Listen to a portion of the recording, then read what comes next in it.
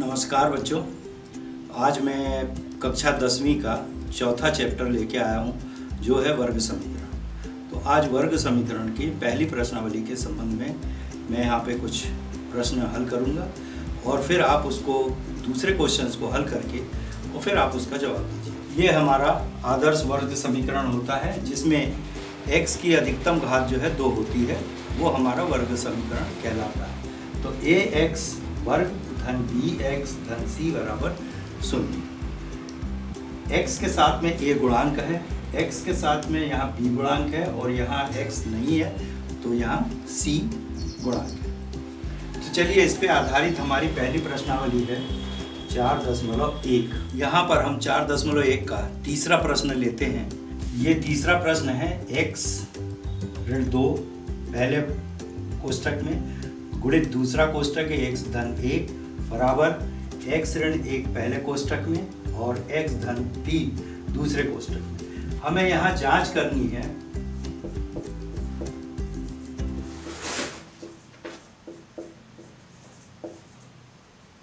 करना है कि ये जो है वर्ग समीकरण है।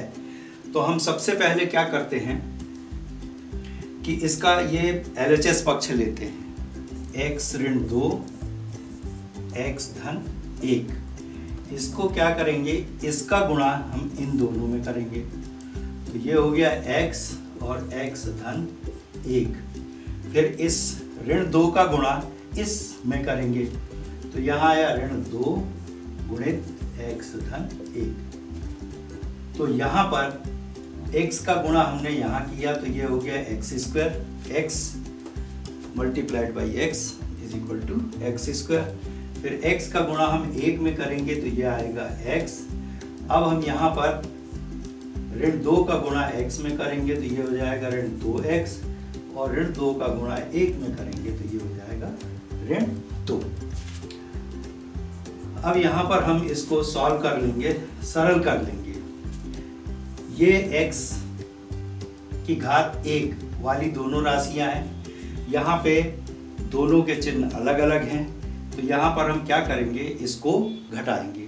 तो यहाँ पे बड़ी राशि है ऋण 2x, इसमें से हम धन 1x को घटा देंगे तो हमारे पास में आएगा ऋण x और ये आया हमारे पास में ऋण 2। ये हमारे पास में LHS का पहला समीकरण आ गया। अब हम यहाँ पर RHS लेंगे।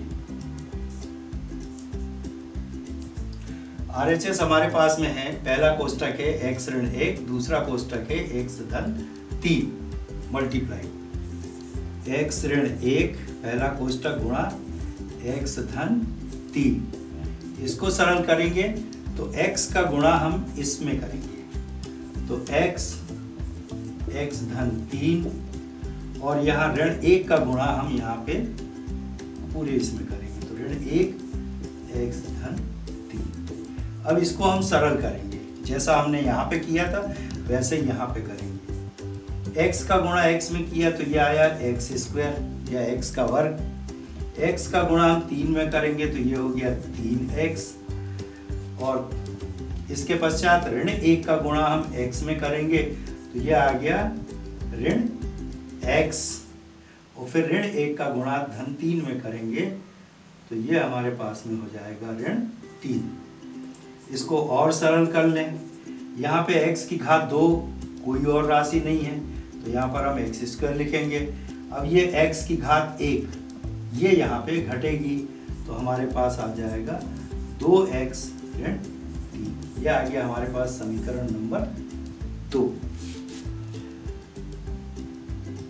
इसके बराबर हमारे पास में ये समीकरण आया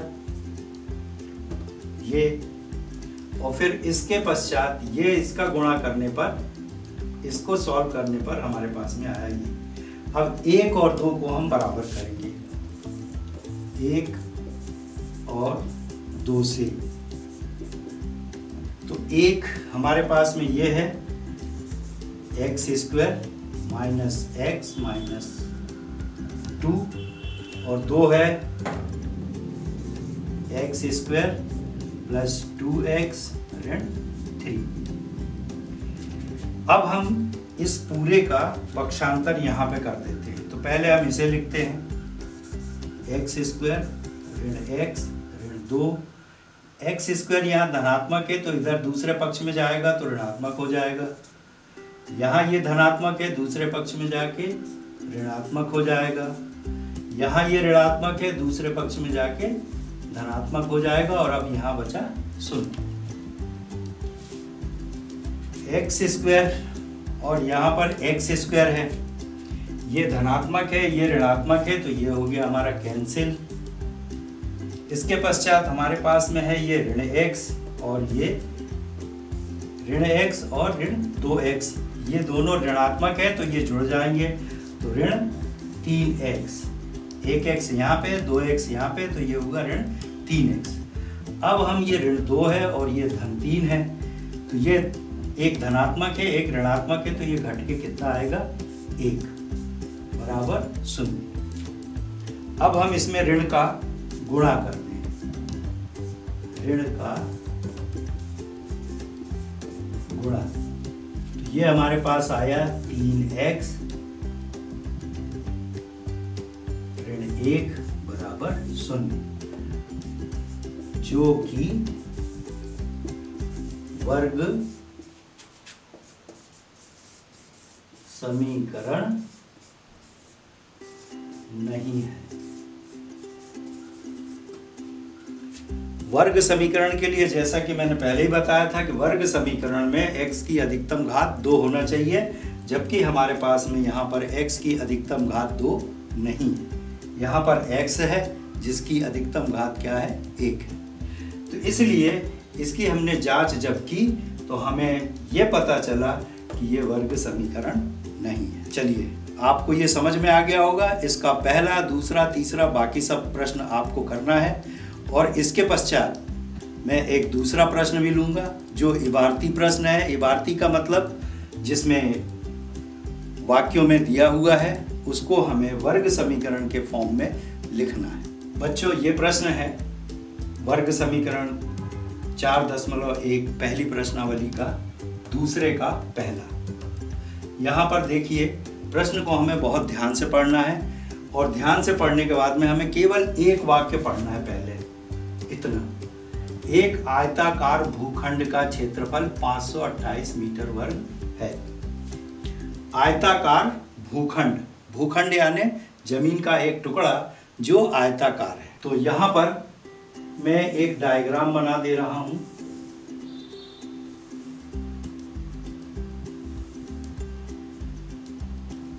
A, B, C, D। इसका क्षेत्रफल जो है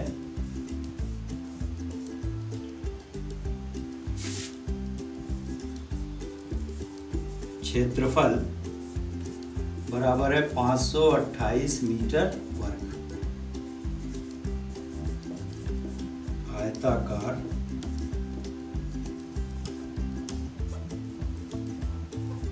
भूखंड, आयताकार भूखंड का क्षेत्रफल जो है 528 मीटर है।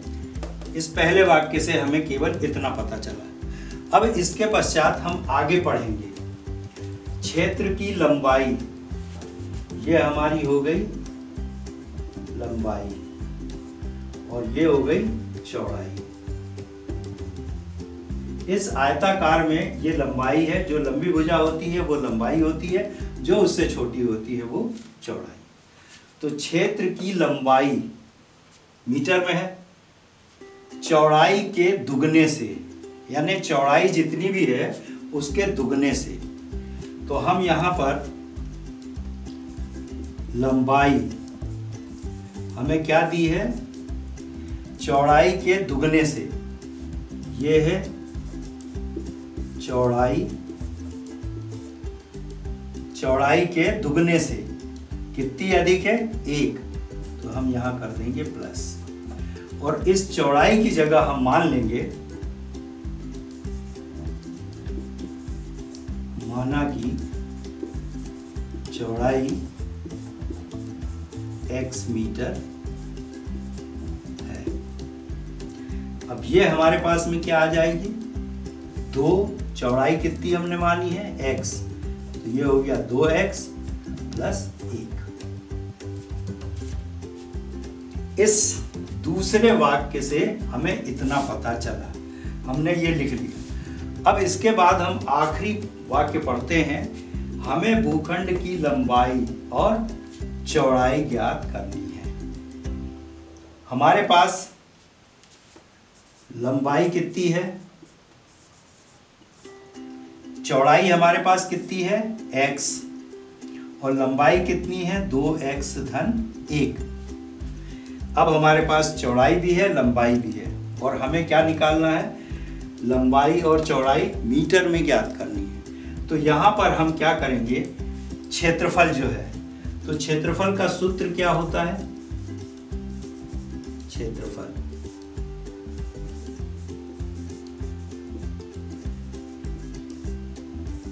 आयताकार क्षेत्रफल का सूत्र होता है लंबाई गुणित चौड़ाई। अब हमारे पास लंबाई कितनी है 2x धन 1, तो 2x धन 1 गुणित चौड़ाई कितनी है x, हमने चौड़ाई मानी है x। अब हम क्या करेंगे, आयताकार क्षेत्रफल कितना है 528, ये आया हमारे पास में 528। इसको हम पहले हल करेंगे। 528 बराबर x का गुणा इसमें करेंगे तो ये हो गया 2x स्क्वायर, और x का गुणा x में करेंगे तो ये हो गया हमारे पास में x। अब हम क्या करेंगे, इस 528 को उस तरफ ले चलेंगे, 2x स्क्वायर प्लस x, ये यहाँ धनात्मक है, दूसरे पक्ष में जाके ऋणात्मक हो जाएगी। 528 बराबर 0। हमें इस दूसरे प्रश्न में ये कहा गया है कि वर्ग समीकरण का निरूपण करो। वर्ग समीकरण का निरूपण हमें यहाँ पे करना है। लंबाई और चौड़ाई यहाँ पे लिखा जरूर है कि हमें ज्ञात करना है, वो हमें यहाँ ज्ञात नहीं करनी है, हमें इसका वर्ग समीकरण बनाना है।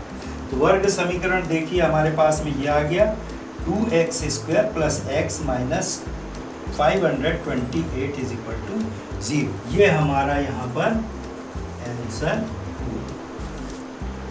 तो बच्चों इसी प्रकार से हमें अगले प्रश्न भी करना है, दूसरा, तीसरा, चौथा। तो आप इसको करिए, और करने में यदि आपको जहाँ कठिनाई आती है आप मुझे कमेंट्स में जाकर बताएं क्या आपको यहाँ पे समस्या आ रही है।